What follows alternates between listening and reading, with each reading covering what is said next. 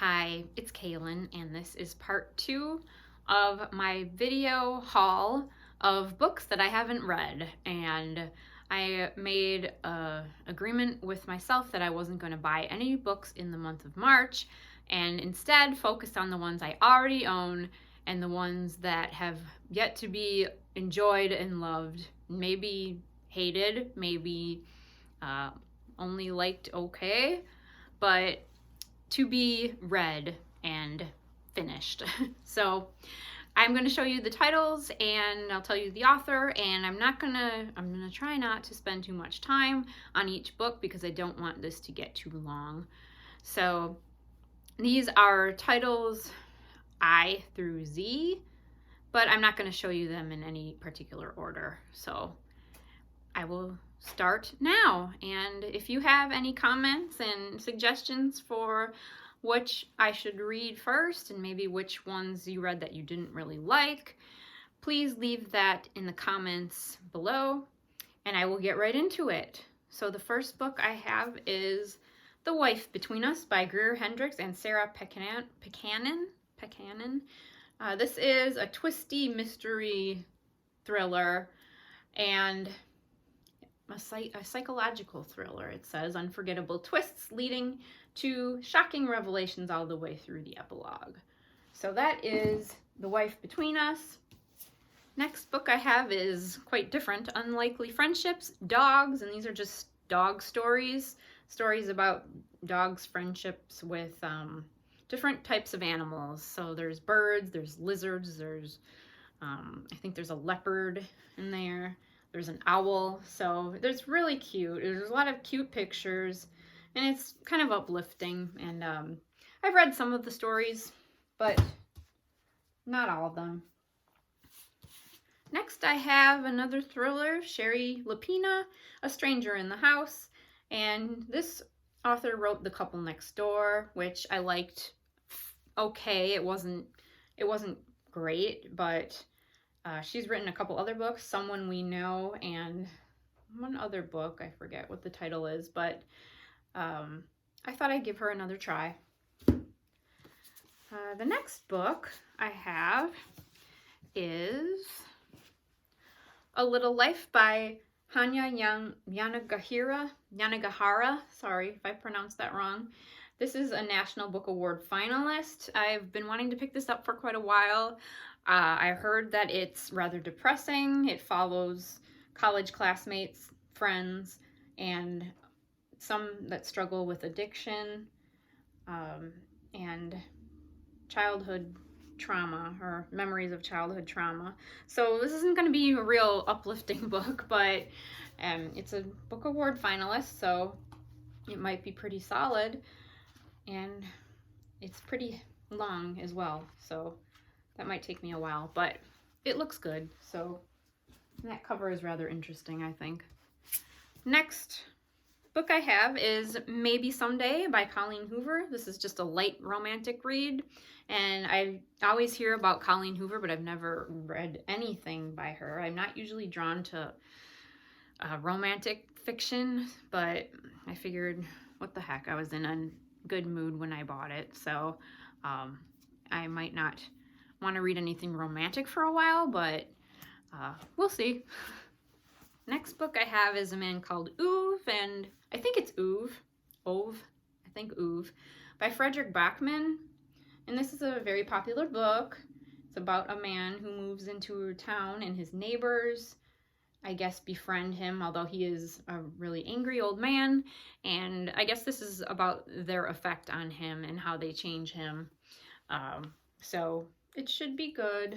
I have not read anything by this author yet, but he has a handful of books that are out and that look interesting. So next book I have is You by Caroline Kepnes. This is a stalker thriller, and there's a show on Netflix. I've already watched the show, so I'm kind of spoiled for the story and probably the ending, but I felt like reading it anyway. Another book I have is kind of similar to that. It's called Kind of Cruelty by Araminta Hall. And this is another stalker story. I guess there's a theme here, unintended, but this guy follows this woman around, or gets to know what she likes, and she's actually engaged to somebody else, but he is not about to give up. So that's Our Kind of Cruelty. I heard one other booktuber talk about that book and really liked it, so that's kind of why I bought it. Next book I have is The Other Misses by Mary Kubica. I forget how she pronounces it. I went to her book signing, and this book, The Other Misses, is going to be a show on Netflix, and so that might be interesting. If I like the book, I might want to check out the show. And I think it's like a murder mystery, and it takes place in Maine, which I love because I adore the state of Maine. And she signed it for me, so that's a plus. Next book I have is The Psychopath Test by John Ronson. I don't know what the test is that they're talking about in here, but this will probably appeal to me because I like true crime and psychology and anything like related to mental health. And so I don't know if it talks about serial killers or what kind of people are classified as psychopaths and how they classify and how they determine that. So that's The Psychopath Test. I've heard mixed things about that book too, so I don't know if it'll be good, but next book I have is Little Fires Everywhere by Celeste Ng. Pretty popular book. Everything I Never Told You is another book she wrote that was really good. I loved it. And so I thought I would try this one, and I really like this cover too. This is really pretty green and blue cover on there. So I appreciate a good book cover.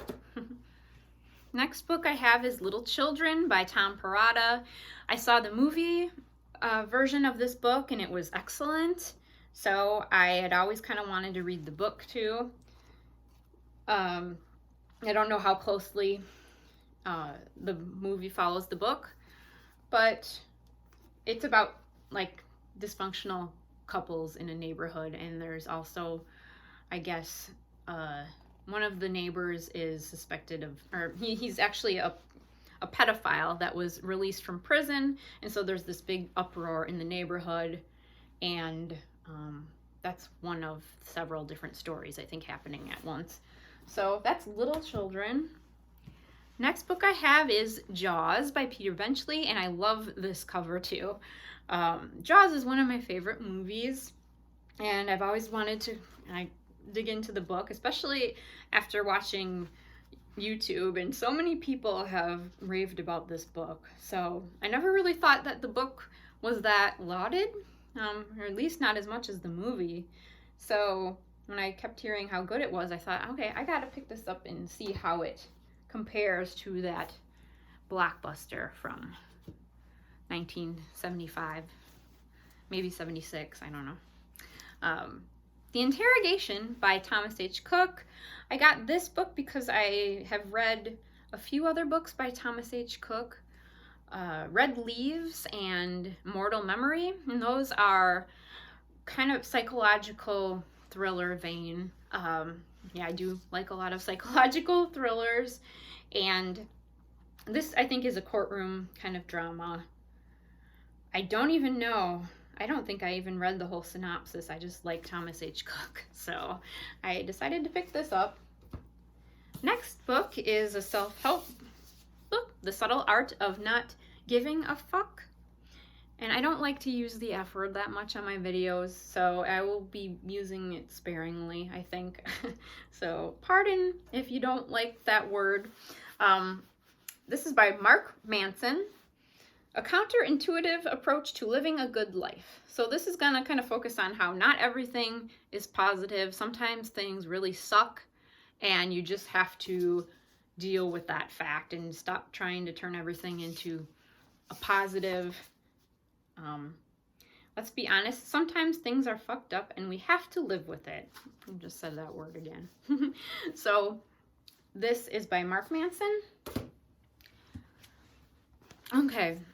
I Had to Survive, How a Plane Crash in the Andes Inspired My Calling to Save Lives. That's just written by one of the survivors of the plane crash of that the rugby players from Uruguay experienced. And yeah, he was one of the survivors and actually one of the men who helped get the rest of the survivors rescued. So I've read Alive, and I've read a book by one of the other rescuers who was also a survivor.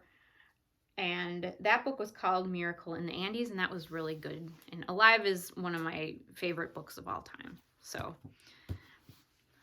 and next book I have is Luckiest Girl Alive by Jessica Knoll. I think this is about a woman who survives a sexual assault, and she gets severe backlash from the public for it. And I think it's just about her dealing with that ordeal and somehow rising above from it. I heard that this book was actually, that the writer, that people asked her if this was autobiographical. Had she suffered, a similar abuse? And she denied it. And then I guess a while later, she finally admitted that she actually was raped, I think, by a number of men and survived, obviously. So this is somewhat autobiographical, which I think makes it more interesting. Next book I have is On Bowie by Rob Sheffield, and this is just on David Bowie, little biography. It's very short. I started reading it. I should really be done with this book. It's less than 200 pages, but I put it down and I just never pick it up. And it's not that it wasn't interesting. I think I got sidetracked with other books. So I'm a big Bowie fan, so I like to read about him every now and then. Next book I have is The Promise Between Us by Barbara Claypole White. And this is another signed copy, which is nice.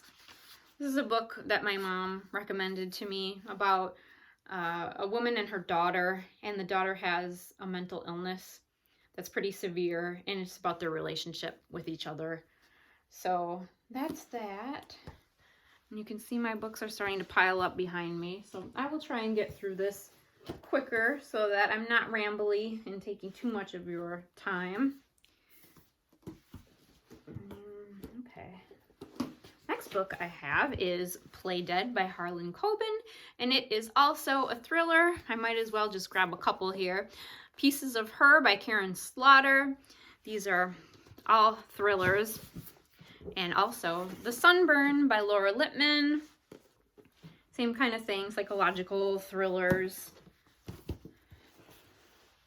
I've read a few books by Harlan Coben that I really like, and he just has a really good sense of humor, I think, and his characters are very interesting and relatable, and he writes a lot about families and just kind of domestic situations, and just I really like all the twists and turns that his stories usually have. So next book I have is The Rosie Project. So we'll just go with regular fiction.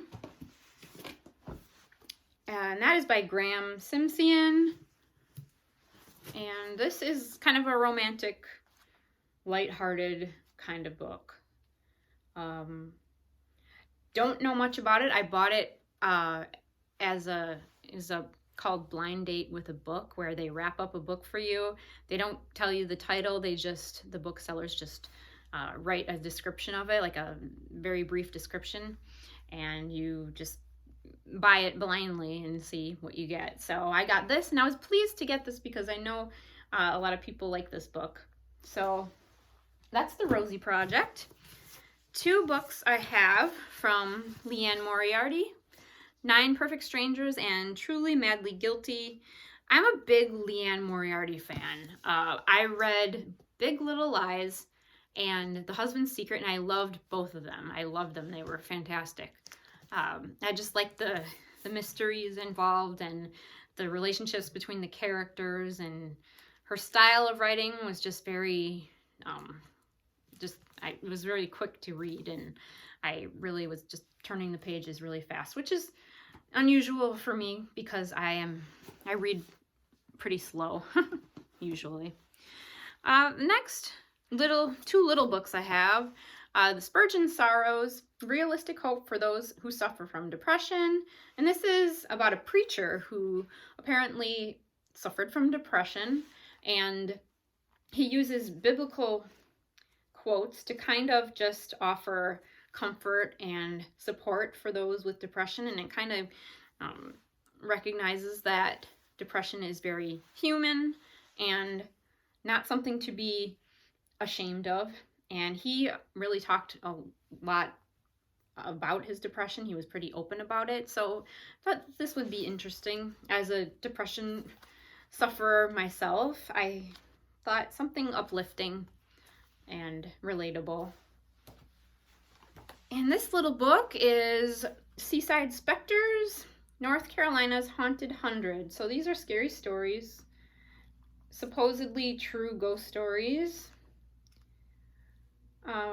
taking place in North Carolina, which is where I live now. I'm actually from Wisconsin, but I moved here not too long ago. And I don't really believe in ghosts, but I don't know. Who knows? I'm open to reading a good scary story. I have 3 more books to show you, then I'm done. The first is I Found You, a novel by Lisa Jewell. I really like Lisa Jewell. I read 1 book by her so far. It's called Then She Was Gone, which was a kidnapping story, mystery.